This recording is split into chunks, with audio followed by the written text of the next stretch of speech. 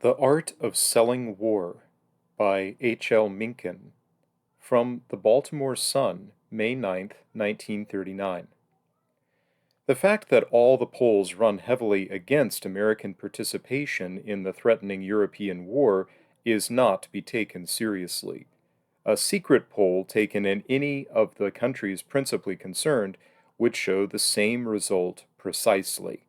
The overwhelming majority of Englishmen don't want war and hope that it will never come again. And the same thing is true of the majority of Frenchmen, Germans, Italians, Poles, Russians, Romanians, and Serbs. It was true of the same people down to August 2nd, 1914, and of Americans down to April 6th, 1917. But wars are not made by common folk, scratching for livings in the heat of the day. They are made by demagogues infesting palaces. It is not necessary for these demagogues to complete the sale of a war before they send the goods home, as a storekeeper must complete the sale of, say, a suit of clothes. They send the goods home first, and then convince the customer that he wants them. History teaches that this is always very easy, for a number of reasons. One is that the very unpopularity of war makes people ready to believe, when they suddenly confront it, that it has been thrust upon them. They can't imagine wanting it themselves. Ergo, it must have been willed by the other fellow. But why didn't they blame their own demagogues? Because their own demagogues have been pretending, all the while, to be trying to prevent it. This attempt is now being made, and in a large and heroic way, by Messrs. Hitler, Mussolini, and Chamberlain. It is also being made by the Honorable Mr. Roosevelt. Thus, when it fails, the other fellow is manifestly to blame. Another reason why peaceful people are so easily fetched by war is that they fear to be thought cowards. Their very peacefulness is a suspicious fact even in their own minds, and when they are challenged they try to get rid of it by playing brave. This accounts for the extraordinary bloodthirstiness, once war has begun, of pacifists, including especially the reverend clergy. They still dislike war, but they don't want anyone to think that they dislike it, because they are afraid of it. So they set up a howl for force without stint, and preach that he who dallies is a dastard, and he who doubts is damned. But the main reason why it is easy to sell war to peaceful people is that the demagogues who act as salesmen quickly acquire a monopoly of both public information and private instruction.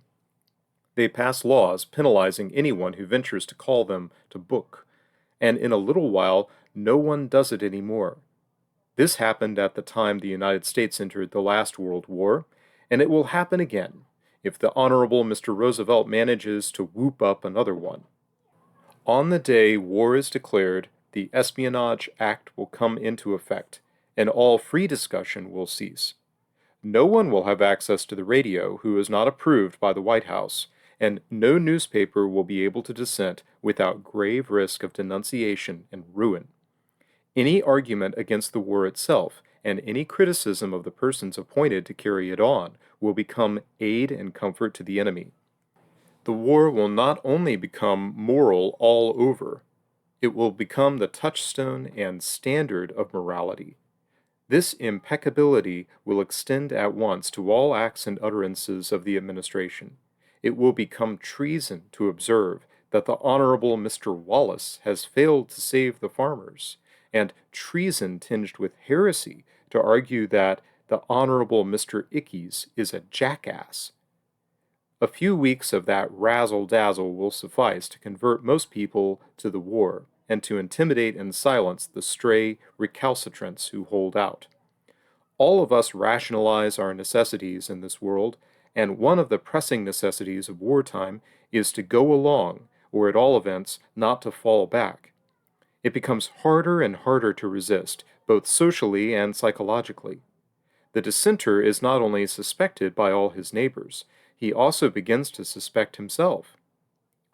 Thus, the job of demagogy is completed, and a brave and united nation confronts a craven and ignominious foe.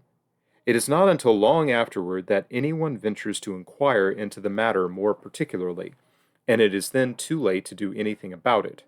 The dead are still dead, and the fellows who lost legs still lack them. War widows go on suffering the orneriness of their second husbands, and taxpayers continue to pay, pay, pay. In the schools, children are taught that the war was fought for freedom, and home, and God.